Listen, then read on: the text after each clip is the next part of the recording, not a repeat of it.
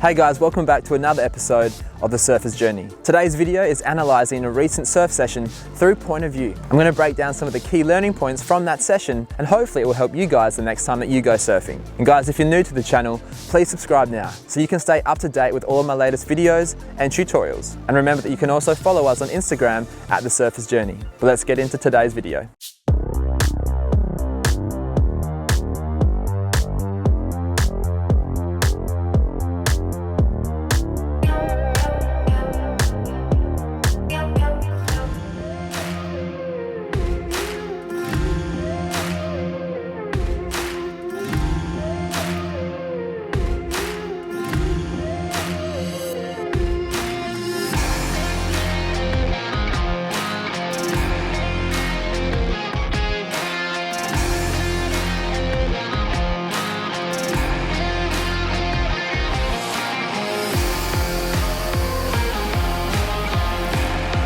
So today I want to share with you guys this recent surf that I had.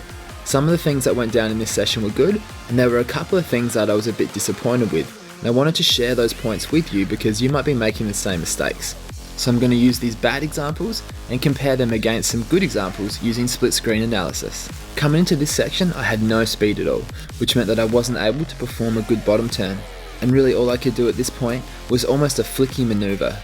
Sometimes these kind of re-entries are referred to as a windscreen wiper maneuver. You can see that once I actually put that board up above the lip, it wasn't very high, it wasn't very vertical. You can see that that turn looked really underwhelming.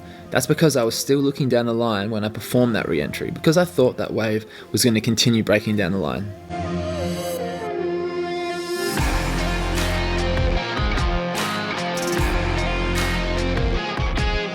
But all that led to was a turn that didn't look or feel very good.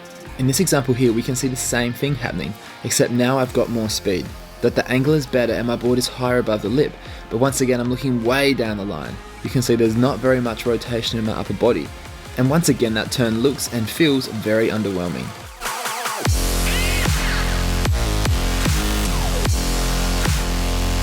This wave here shows a better example of how to perform a re-entry to make it look and feel a whole lot better. Now the first thing is speed. Go into those maneuvers with as much speed as you can. And if we look at a split screen analysis, we can see some clear differences. You can see on the right in the good example that my foot is above the lip. My board is more vertical and there's a lot more upper body rotation. I was looking straight down, which means that my board will follow, so the nose of my board will go down to the bottom of the wave. This results in a faster and more critical re-entry. Let's break down what happened on this maneuver. You can see at this point things are looking pretty good. I've got correct upper body rotation and my board is in a good position. But here, on the other half of that maneuver, you can see that my back arm, my right arm, has gone back.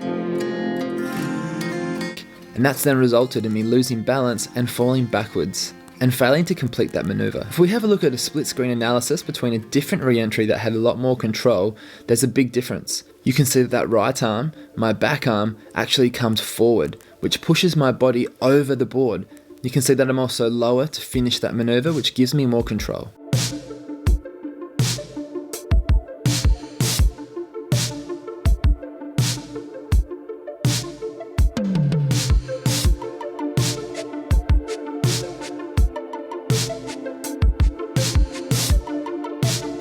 Let's break down that floater or that lip line. So the reason that that turn really didn't look that good was that I probably didn't perform the right maneuver on that section.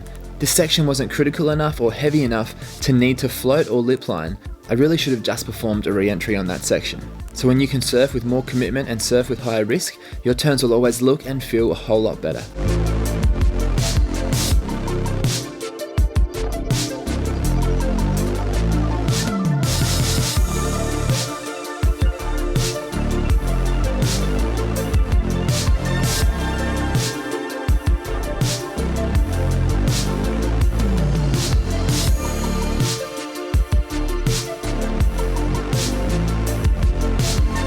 Let's analyse those cutbacks and those reverses in split screen. Let's start with the cutbacks. Now on the left you can see that I performed a carve instead of a roundhouse cutback. Now the benefits to doing the roundhouse cutback, as we can see on the right, is that when I perform that re-entry, it looks better. But as I come out of it, I get a lot more speed, which sets me up for the next section. Now let's look at these reverses. On the left is a bigger, more critical section, which is always going to make it harder. And on the right is a softer, foamy section. So I would always recommend, if you're learning your reverses, to do them on softer whitewater sections before progressing to bigger, heavier sections. Now at this point, both maneuvers look pretty similar, but it's the finishing stage where things are different. Now on the right, you can see I am very low and I hold that compression the whole way through. But on the left, I started to stand up a little bit too early and I lost my balance and I lost my control. You can see on the right, I'm still low, chest over front knee and nice compression. That gives you more control to ride out of your maneuvers.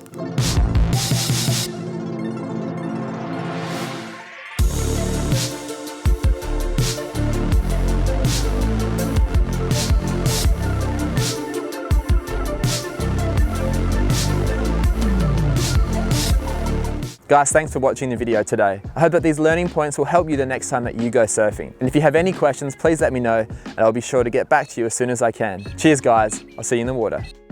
The Surfer's Journey now has a range of apparel available, from beanies to t-shirts to hats and coffee cups. For more information on how you can place your order, email thesurfersjourney@gmail.com. Be sure to visit The Surfer's Journey and check out some of our other videos, surfing tutorials from point of view, from the air and from the beach, and detailed, honest board reviews. You can also follow us on Instagram where we post hints and tips. Recently I designed our Shield logo, which forms part of our Protector Series range of t-shirts, hoodies and hats. All the profits raised from the sales of these items will be donated to the SAS Resources Fund and the Commando Welfare Trust. These organisations support veterans and their families from the Special Forces units here in Australia. These people have sacrificed greatly for the greater good of our community. And this is my way of trying to give back and say thank you. So the purpose of this is to help raise up our community of like-minded individuals who love to surf and also want to strive to serve the community in the best way they can.